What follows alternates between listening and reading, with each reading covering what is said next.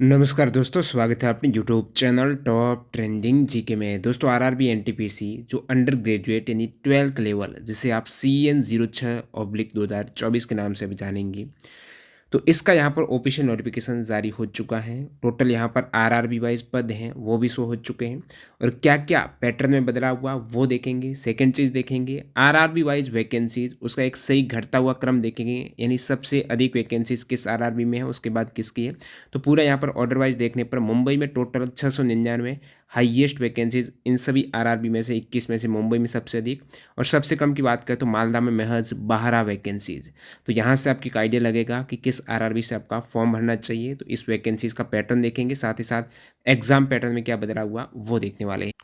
ये detailed official notification CN number 06/2024, ये पूरा काफ़ी बड़ा नोटिफिकेशन है, इसको ब्रीफली जानते हैं। और वैकेंसीज टेबल जो आरआरबी वाइज अलग से देखने को मिलती है उसको यहाँ पर एक क्रम में अपन ने सेट किया है, तो वो सारा देखते हैं। उससे पहले वैकेंसीज बहुत कम आई हैं एनटीपीसी में, विशेषकर इस 12th वाली पोस्टों के लिए। तो इस हेतु कम वैकेंसीज में अपनी एक सीट पक्का करने के लिए आपको बहुत ज़्यादा प्रैक्टिस की ज़रूरत है। प्रैक्टिस आप text book pass pro join नहीं किया है, आज से ज्वाइन करना है, 2 वर्ष का पास प्रो ले लेना है, टीटीजी के कूपन कोड यूज़ कर लेना है। ये स्मार्ट तरीका रहेगा अपनी तैयारी में रैंक हासिल करने के लिए। कमियों को कम समय में कैसे आपको सुधार करके और कैंडिडेट से आगे बढ़ना है, स्मार्ट तरीके से कम समय में तैयारी करनी है। पास प्रो के लिए अभी मैंने देखा तो 2 वर्ष वाला जो पास प्रो वाला ऑफर है ना वो काफ़ी किफ़ायती पड़ रहा है। टीटीजी के कूपन कोड से आपका ये ईयरली लगभग 350 के आसपास पड़ जाएगा, यानी आने वाले 2 वर्ष में चाहे आपका ग्रुप डी का एग्जाम नेक्स्ट आ जाए, अभी एनटीपीसी का चल रहा है, एएलपी का होगा, तो रेलवे के सारे एग्जाम्स प्लस एसएससी के जितने भी एग्जाम्स हैं, आपके स्टेट का कोई एग्जाम्स है, सारे एग्जाम्स के मॉक टेस्ट प्रीवियस ईयर के पेपर सहित आपको मिल जाएंगे। उनमें आप चैप्टर वाइज मॉक दो, टाइप वाइज मॉक दो, फुल मॉक दो, सेक्शनल मॉक दो, अलग अलग पैटर्न पर जो अभी चल रहा है ट्रेंड उसके अकॉर्डिंग उनका एनालिसिस भी आपको मिल जाएगा। तो ये बेहतर ढंग से आप तैयारी यहाँ पर कर पाएंगे। टीटीसी के कूपन कोड से पास प्रो ज्वाइन कर लेना। कैसे करना है, डिस्क्रिप्शन बॉक्स में एक डेमो वीडियो की लिंक पड़ी है, उसको देख लेना। सबसे पहले तो अपन बात कर लेते हैं, इस नोटिफिकेशन में आपकी एज होनी चाहिए 18 से 33 वर्ष। 12th स्टैंडर्ड यानी आपकी एजुकेशनल क्वालिफिकेशन 12th है। 4 प्रकार की 12th में आपके पोस्टें देखने को मिल रही है। इसमें आपकी medical standard B2, C2, C2, A3, यानी आपका चश्मा एक तरीके से यहाँ पर सभी मेडिकल स्टैंडर्ड में एरा हुए हैं। और टाइपिंग के नीचे बात करेंगे, बाकी आप पोस्ट वाइज यहाँ पर वैकेंसीज देख सकते हो। हाईएस्ट जो पोस्ट है वो कमर्शियल कम टिकट क्लर्क की वैकेंसीज है, लेवल 3 की पोस्ट है। लेवल 2 की पोस्ट में इन तीनों को जोड़ेंगे तो लेवल 3 से कम ही आ रही है। तो टोटल यहाँ पर 3445 वैकेंसीज है। नीचे आप देखेंगे, वैसे आयु दोस्तों 18 से 30 वर्ष है, लेकिन यहाँ पर आपको 3 वर्ष की कोविड के कारण छूट दी गई है। आपका 12th पास है ना, वो फॉर्म भरने की जो लास्ट डेट है ना 20 अक्टूबर, उससे पहले हो जानी चाहिए। और जो फाइनल रिजल्ट का वेट कर रहे हैं वो आवेदन न करें, उससे पहले 12th होनी चाहिए। आपने आरआरबी एनटीपीसी जो ग्रेजुएट लेवल वाली वैकेंसीज है ना, उसमें चाहे किसी भी आरआरबी से फॉर्म भरा है, यहाँ पर आप अपनी अलग एक आरआरबी से फॉर्म भर सकते हो। यानी ये जो सीईएन है ना अलग जारी किया गया है। तो इसमें आप देखिए, ये फॉर्म तो केवल इसी एक ही आरआरबी से भर पाएंगे, ऐसा नहीं कि इसमें भी 2 से 3 आरआरबी में भर दो, नहीं, एक आरआरबी में भर पाएंगे। लेकिन ग्रेजुएट वाले से आप अलग भर सकते हो या फिर सेम भी भर सकते हो, आपकी इच्छा है। मोर देन 1 आरआरबी से यहाँ पर आपने फॉर्म भर दिया ना इस सीएन से, तो आपका यहाँ पर पूरे फॉर्म रिजेक्ट हो जाएंगे, आप डिसक्वालीफाई हो जाएंगे, डिबार कर दिए जाएंगे। नीचे अपन पोस्ट पैरामीटर टेबल को देखते हैं। अब देखिए एग्जाम पैटर्न की बात करूँ ना तो ज़्यादा पैटर्न नहीं बदला है, पिछला सेम ही थोड़ा बहुत बदलाव है, वो देखते हैं। स्टेज आपके सोच रहे थे कि एक ही स्टेज में होगा, नहीं, यहाँ पर इन्होंने पूरा सीएन अलग किया, उसके बावजूद 2 स्टेज में ये एग्ज़ाम लेने वाले हैं। कंप्यूटर बेस्ड 2 स्टेज आपका एग्ज़ाम होगा सीवीटी, और उसके बाद आपका टाइपिंग होने वाला है। टाइपिंग स्किल टेस्ट होगा आपके अकाउंट क्लर्क कम टाइपिस्ट और जूनियर क्लर्क कम टाइपिस्ट, इन 2 पोस्ट के लिए आपका टाइपिंग होगा।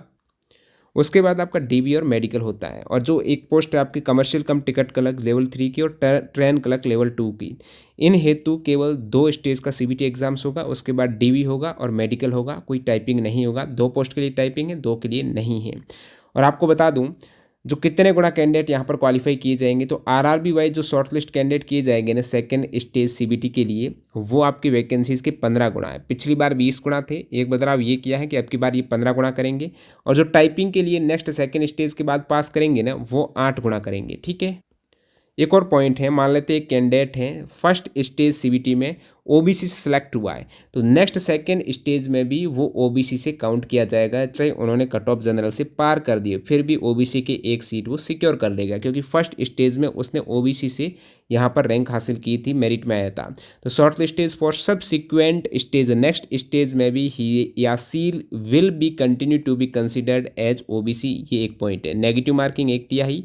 एक बार दोबारा बता दूं, मेडिकल स्टैंडर्ड में यहाँ पर आप देखेंगे ना, जो टाइपिंग वाली पोस्ट है उनमें C2 मांगा गया है, और यहाँ पर जो लेवल 3 वाली पोस्ट है इसमें B2 मांगा गया है, ट्रेन क्लर्क में A3 मांगा गया है। यानी जो टाइपिंग वाली पोस्ट के लिए C2 मेडिकल स्टैंडर्ड में किसी को भी प्रॉब्लम नहीं आती है, विद या विदाउट ग्लास, चश्मा पहन रखा है, आई विजन आपकी 6/12 और दूसरी में नील है तो चल जाएगा।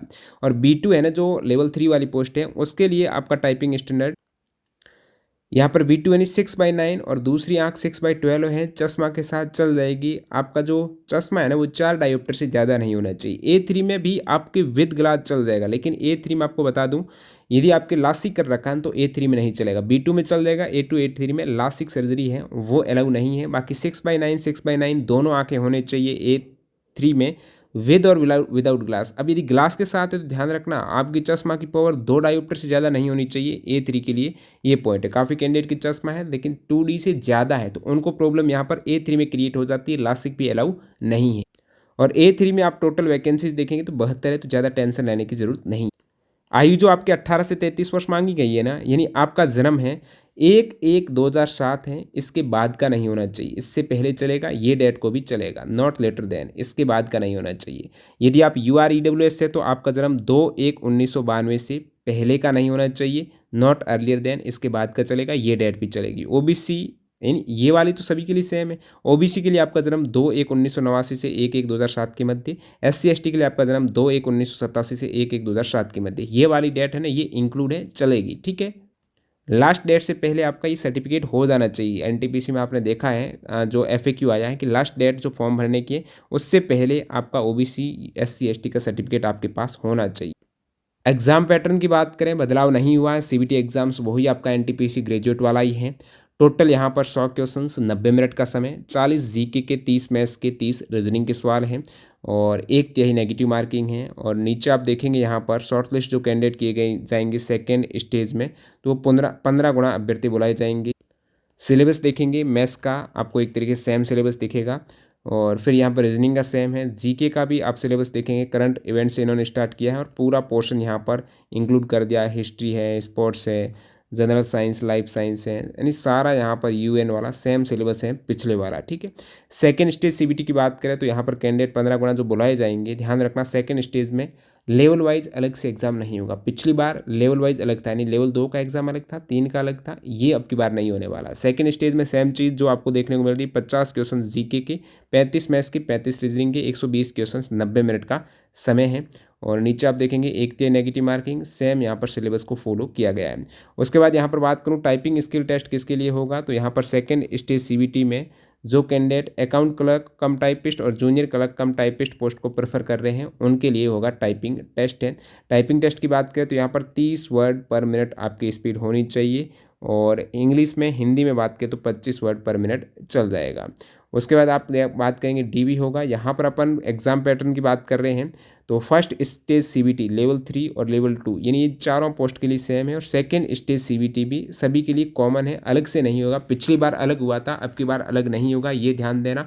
पिछली बार अलग हुआ था ना तो वहाँ पर यूनिक कैंडिडेट में प्रॉब्लम आई थी, यानी फर्स्ट स्टेज के बाद जो 20 गुना कैंडिडेट क्वालिफाई किए गए थे ना, उसमें उन्होंने दोबारा रिजल्ट को रिवाइज किया था, क्योंकि काफ़ी कैंडिडेट हैं लेवल 3 में भी पास हो रहे थे, लेवल 2 में भी हो रहे थे। अब की बार यूनिक नहीं है, यानी कॉमन होने वाला सेकेंड स्टेज CBT, तो यहाँ से वो डायरेक्टली 15 गुना अभ्यर्थी पास करेंगे, वो सभी सेकेंड स्टेज CBT देंगे। उसके बाद उनकी पोस्ट प्रेफरेंस देखी जाएगी और उसके अकॉर्डिंग वो टाइपिंग टेस्ट देने वाले हैं।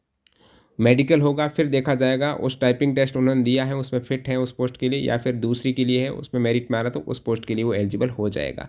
तो ये सारी चीज़ हैं, कोई भी चेंजेज यहाँ पर बदलाव देखने को ऐसा नहीं मिल रहा है। एक बदलाव यही है, पहले 15 गुना करते थे, अभी इन्होंने 20 गुना कर दिया, सॉरी पहले 20 गुना करते थे, अभी 15 गुना कर दिया है, और सेकेंड स्टेज CBT है सभी के लिए कॉमन कर दिए। फोटोग्राफ सिग्नेचर ध्यान देना है, 30 से 70 KB के मध्य हैं, और जो आपका SC ST सर्टिफिकेट अपलोड करते हैं जो कैंडिडेट 500 KB से कम होना चाहिए, वो भी आपका PDF फॉर्मेट में। अब सबसे नीचे आते हैं, देखते हैं पोस्ट पैरामीटर में क्या क्या एजुकेशन क्वालिफिकेशन मांगी गई है, कौन सी पोस्ट। यहाँ पर 4 टाइप की पोस्ट आपने देख ली है। ये आपका 12th वाली वैकेंसीज में मेडिकल स्टैंडर्ड देख लिया है, कौन सी पोस्ट सूटेबल है PWBD के लिए वो आप देख सकते हो।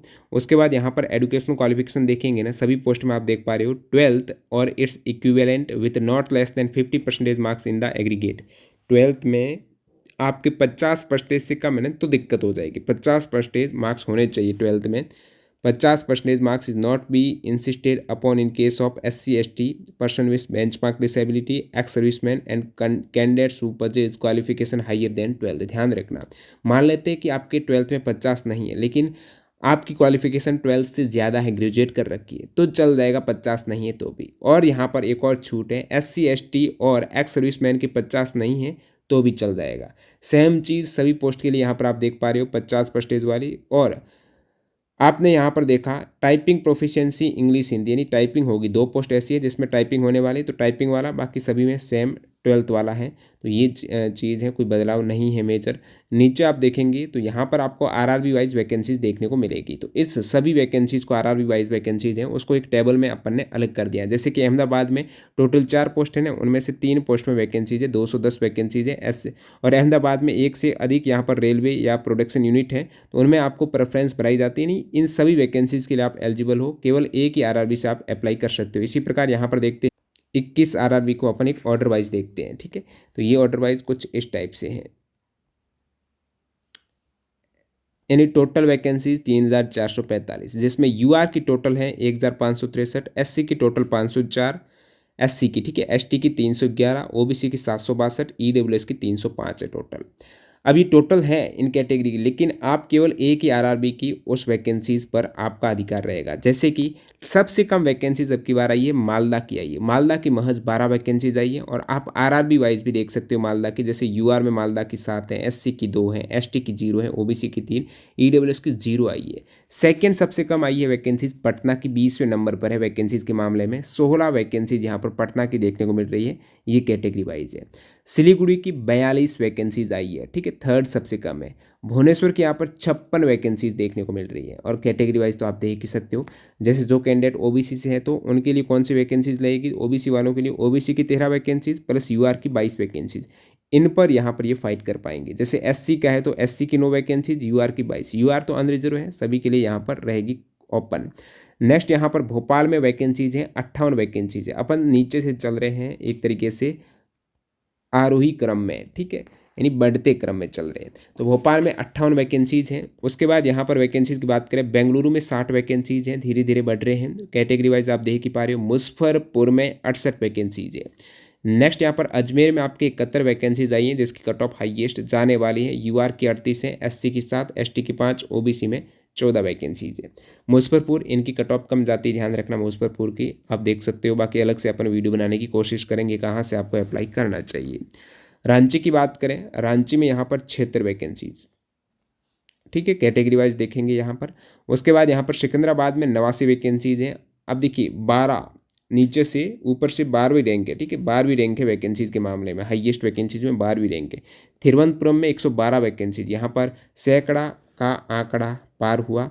तिरुवनंतपुरम 112 वैकेंसीज है। कट ऑफ ग्रुप D 2018 में कट ऑफ की बात करें ना, तिरुवनंतपुरम में हाईएस्ट कट ऑफ गई थी, लेकिन यहाँ पर उसके बाद कट ऑफ जानी कम हुई थी, कैंडिडेट ने तिरुवनंतपुरम से फॉर्म भरना कम किया, तो उसके बाद जो NTPC वगैरह में कम गई थी कट ऑफ। और अब की बार ये बीच में लग रहा, तो इस आप खेल सकते हो, इसमें ज़्यादा रिस्की नहीं है यहाँ से भी। उसके बाद आप देखेंगे गोरखपुर में 120 वैकेंसीज हैं, कैटेगरी वाइज आपके समक्ष हैं। नेक्स्ट जम्मू श्रीनगर में 147 है। जम्मू श्रीनगर में हमेशा कट ऑफ कम जाती है, तो ये ग्रीन वाला, लेकिन जम्मू श्रीनगर में वहाँ पर जॉब है। बिलासपुर में 152 वैकेंसीज निकल के आई है सामने, बिलासपुर में 152। गुवाहाटी में 175, गुवाहाटी का हमेशा रिकॉर्ड रहा है सबसे कम कट ऑफ जाने का, तो ये भी आप फॉर्म भर सकते हो। 175 वैकेंसीज है गुवाहाटी का। चेन्नई में 194 वैकेंसीज हैं, ठीक है, चेन्नई में भी आप आवेदन कर सकते हो, कट ऑफ ज़्यादा नहीं जाती है। अहमदाबाद राजस्थान में जो अजमेर वाले हैं, तो अहमदाबाद कंसिडर कर सकते हैं, 210 वैकेंसीज है अहमदाबाद की। नेक्स्ट यहाँ पर चंडीगढ़ की 247 वैकेंसीज हैं, तो टॉप 4 में आ गया चंडीगढ़, ठीक है, अहमदाबाद टॉप 5 में। प्रयागराज 389 वैकेंसीज के साथ में तीसरे स्थान पर हाईएस्ट वैकेंसीज में। कोलकाता सेकेंड हाईएस्ट वैकेंसीज है, 452 कैटेगरी वाइज आप देख पा रहे हो। और हाईएस्ट आपने देख ली मुंबई में 699 वैकेंसीज निकल के आई है सामने। 699 मुंबई में और उसके बाद सेकंड हाईएस्ट 452 कोलकाता में, प्रयागराज में 389, चंडीगढ़ में 247, अहमदाबाद में 210 और इसकी जो पूरी पीडीएफ फाइल है आपको मैं टेलीग्राम पर शेयर कर दूंगा। तो टेलीग्राम चैनल की लिंक डिस्क्रिप्शन बॉक्स में, उसको ज़रूर ज्वाइन कर लेना, जो भी अपडेट होती है सबसे पहले मिल जाती है। और आपने देख ली आरआरबी वाइज वैकेंसीज और यहाँ से आपको आइडिया लगेगा कहाँ से आवेदन करना चाहिए। वैसे क्या आइडिया लगाएंगे, कट ऑफ सभी की बहुत ज़्यादा जाने वाली है क्योंकि वैकेंसीज तो नाम मात्र की देखने को मिल रही हैं, चाहे आपकी ग्रेजुएट की हो गई या अंडर ग्रेजुएट की हो गई। और कोई डाउट है वो आप कमेंट सेक्शन में बताएंगे।